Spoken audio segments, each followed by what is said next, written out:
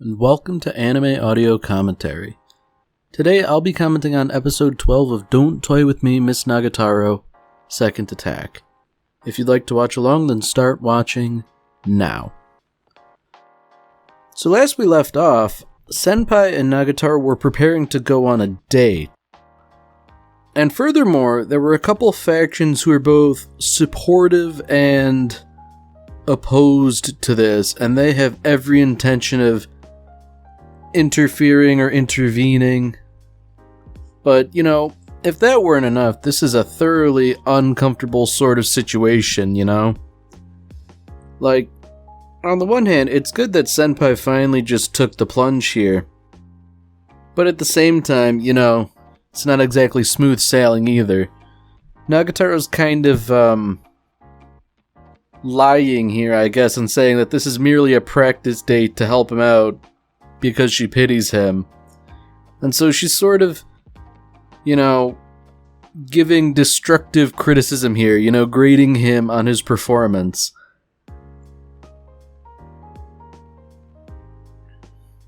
I mean, though she has to say it, you know, there's no way you're ever going to go on a real date, you know, I feel like she's certainly protesting a little bit too much.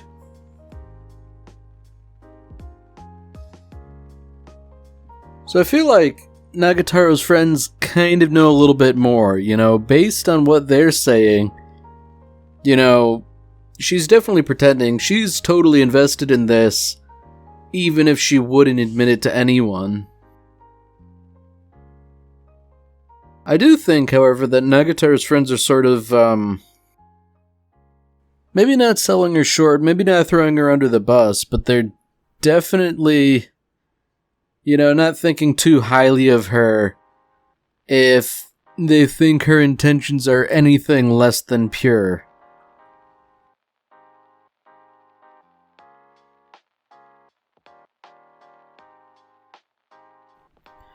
You know, I really can't get over how the president and her cousin are sort of like in a motorcycle and sidecar just driving along. Like, that really seems kind of excessive for high school students.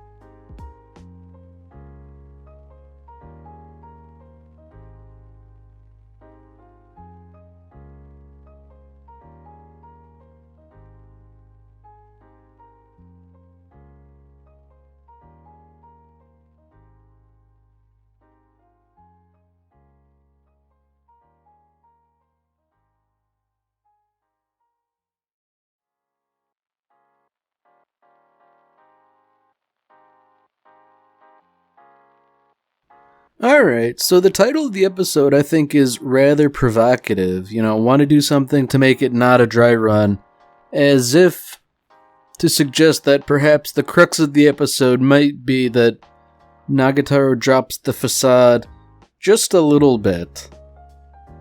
And frankly, I certainly hope that's the case. Regardless, you know, we're getting some nice stuff right now with Senpai and Nagatoro going on a date, watching the animals.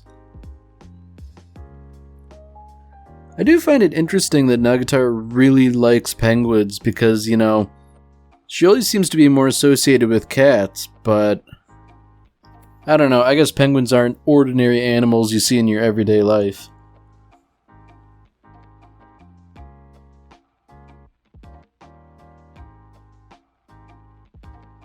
I do have to feel a little bit sorry for Senpai, seeing as how he continually has points docked from him for seemingly nothing. You know, obviously Nagataro's pulling his leg, but I don't think he's really in a position to call her out for it. You know, that would just sort of sour the mood, because, like, on the one hand, this is a practice date, therefore it doesn't matter, but on the other hand, you know, he sort of thought it was real, so you kind of have to go along with it.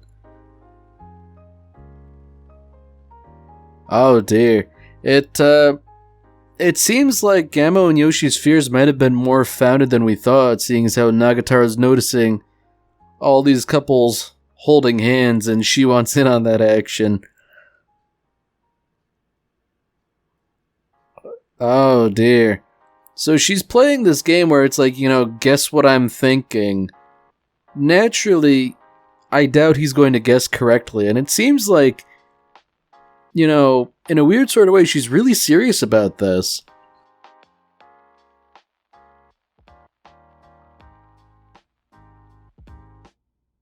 Oh dear. You know, I feel like Senpai's guesses are almost like, you know, what you do if a baby's crying. Like, you go down a laundry list of, like, hungry, need to go to the bathroom, all that stuff. It doesn't really hold up on a date, but I mean, at least Senpai's paying a little bit of attention. You know, he's noticed the interlopers, and if he has any sense, he's gonna want to avoid them. Of course, at the same time, he can't worry about them and neglect Nagatoro if he wants this to be a success. He really is in a catch-22, the poor guy.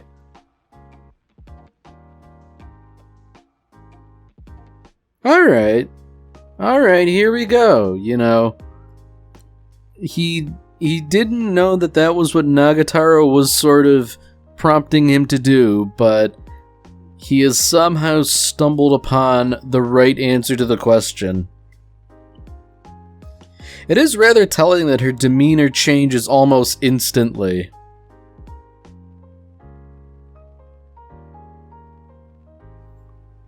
You know, all the interlopers are being, you know, kind of out in the open about everything.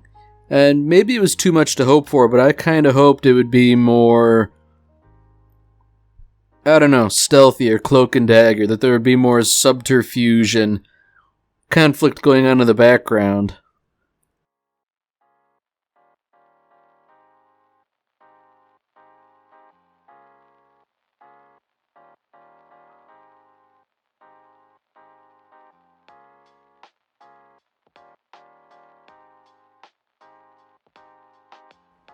So I guess, for the sake of the date, it is kind of nice that Nagatoro is none the wiser about anything that's going on.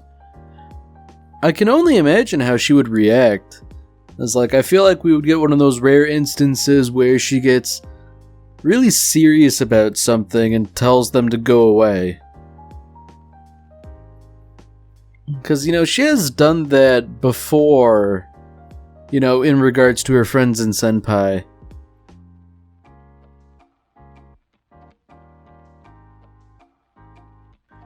Now, I do have to wonder about the wisdom of wasabi ice cream. Like, that really just sounds totally and absolutely unappealing, but I also don't tend to like spicy food. But that aside, like, spicy and ice cream, that doesn't seem like it would go together at all.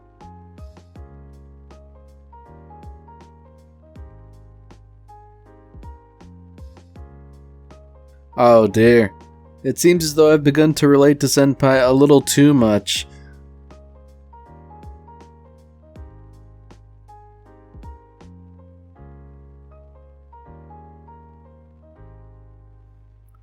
You know, for all of Senpai's sort of exclamations about an indirect kiss and all that, you know, that's kind of what ended up happening anyways.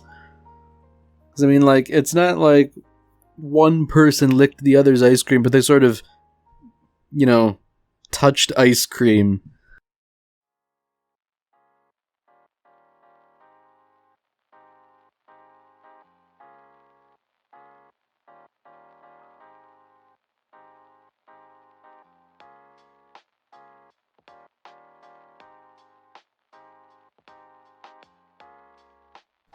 So I guess so far, that interaction with Nagatoro's friends, that was just a one-off thing, I guess. You know, unless I'm speaking too soon, it seems like they've been lost in the crowd. You know, it is a good thing, but on the other hand, I wish Senpai didn't sort of have to worry and look over his shoulder too much, because, you know, he's not really going to enjoy himself as much as he otherwise could.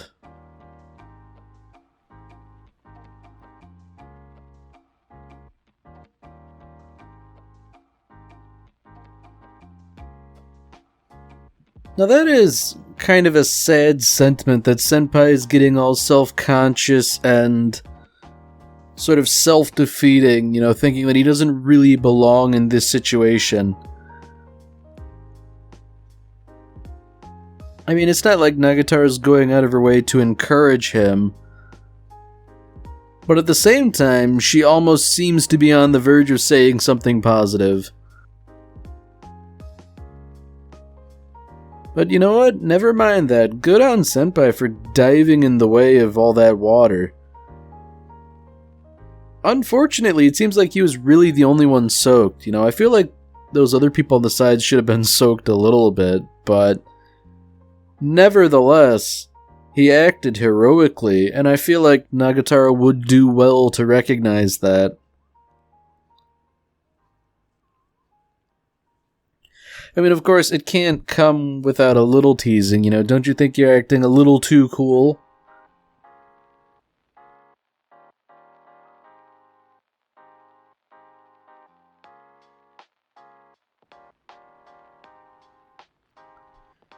You know, I am kind of fond of scenes like this, just a little montage showing all the things they do during the day.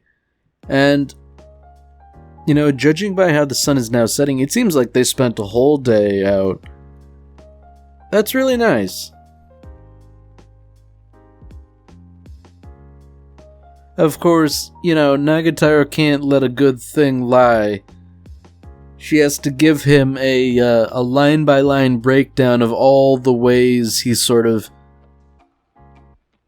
failed to meet expectations on the date.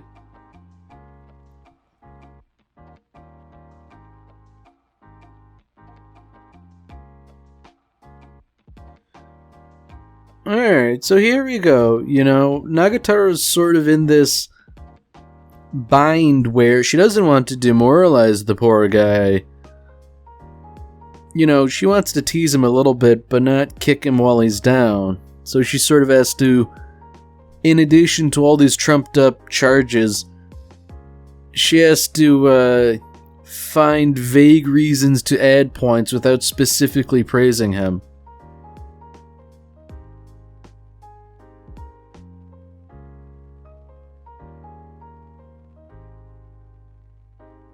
So I guess ultimately he's made it back into the positives, but you know, he's being graded out of 1,000, so you know, he's not that good, but not nearly as bad as he could have been, so you know, take that for what it's worth.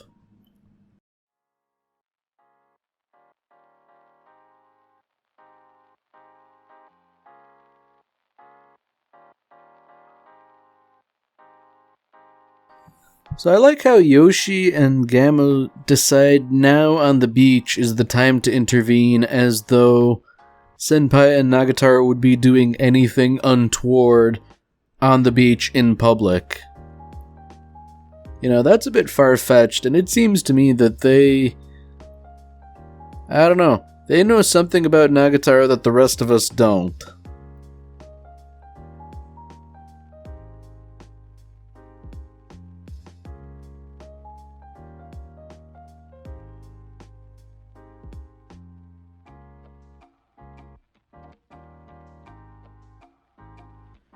Alright. This is big. This is an actual admission that this was basically, you know, from her perspective, a real date the entire time, so congratulations, I guess.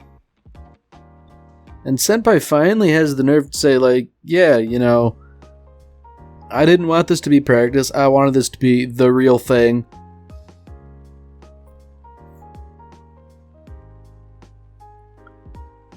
So it's unfortunate that his sincerity is met with a little bit of teasing.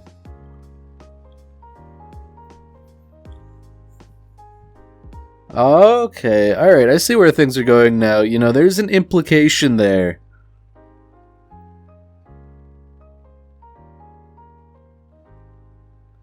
Ooh, et tu, Brute.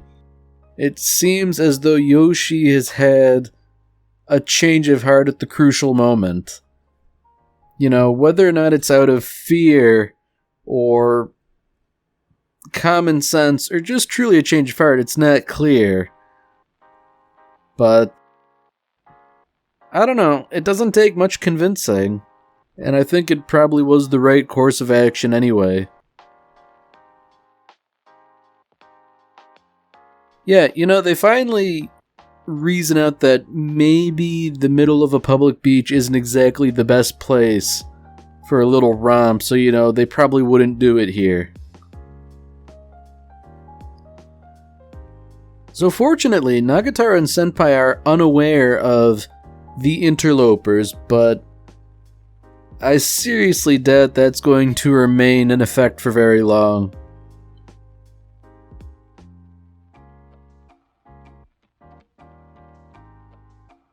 So Nagatoro's made an offer, and I feel like she's definitely leaning towards one option. But, you know, there's that sort of, that ongoing promise, so naturally, I guess, the hug was the only real option.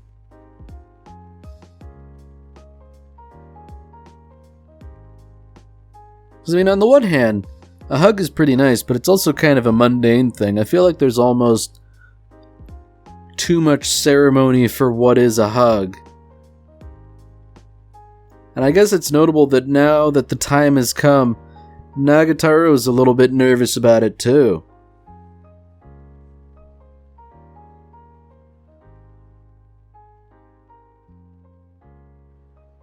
Oh dear. So I guess it's only natural that, you know, things would interfere at the worst possible moment. You know, hey, don't mind us guys, just get back to whatever you were doing. And you know, if the interruption weren't bad enough, Nagatoro falls back on the tired lie of, oh, we're just practicing judo. And that's just not true. It's not true and nobody believes it. And frankly, nobody should believe it.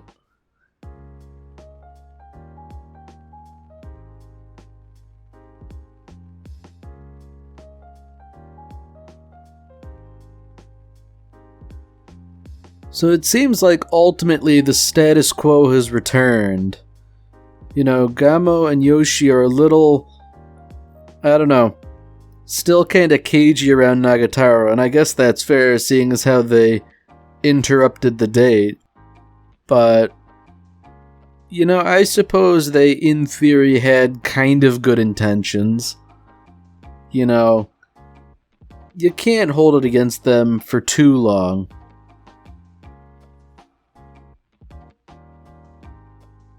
Yeah, there we go. You know, when it comes to just sort of coming together to tease Senpai, it's all water under the bridge. Unfortunately, you know, they no longer have a monopoly on Senpai. The art club president's cousin, I guess, has taken it upon herself to feed him by hand. And, you know, I'm sure there's an explanation, but you do have to wonder what led up to that. And Nagatoro certainly isn't going to take too kindly to it.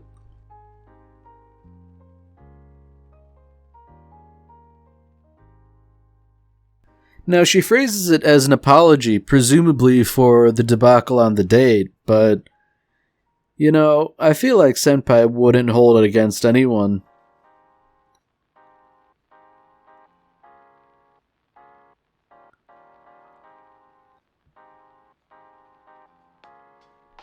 Oh dear. Senpai, you know, he might have more of a spine than he did in the beginning, but You know, he doesn't have enough of a spine to tell her to knock it off while Nagatoro's around, you know. If anybody should be feeding him, it's her.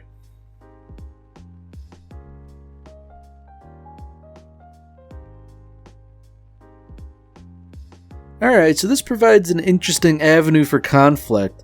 You know, if Tsunomiya is going to cook for him, you know, that sort of cuts into Nagatoro's territory. So, you know, the only natural thing for her to do is to offer and cook instead, but, you know, we don't know anything about her cooking abilities.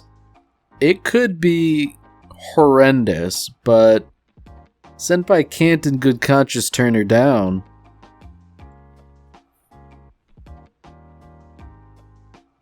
Oh, Senpai, no, dude. You turned her down in the limpest way possible by saying, you know, I don't want to be a nuisance to you.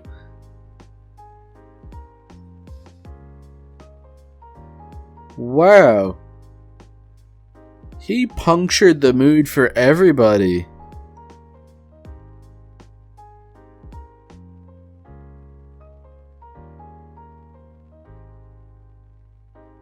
Alright.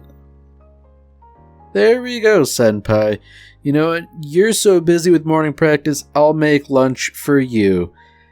You know, if he hadn't sort of paused for dramatic effect, I feel like it would have been better received, but you know what? That was a pretty masterful save.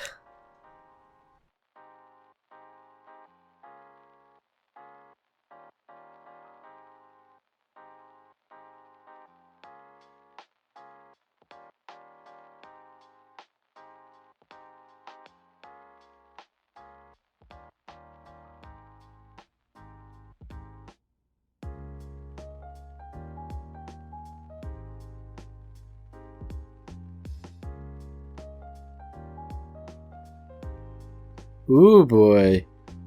Alright, this is basically pure fan service now, you know, they're talking about cooking for each other, and now Nagatoro says, you know, we got interrupted before, you wanna finish what we started on the date? And, you know, naturally the prospect is somewhat, not uncomfortable, but, you know, it's definitely novel, but Senpai, to his credit, is just going right for it.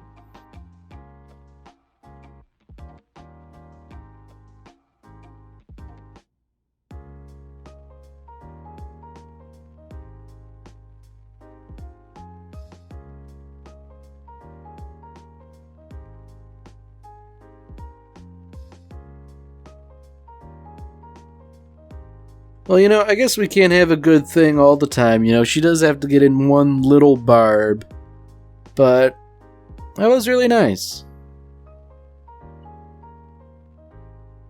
Alright, well that's it for this episode. If you've enjoyed it, then by all means, tune in for the next one. See you, Space Cowboy.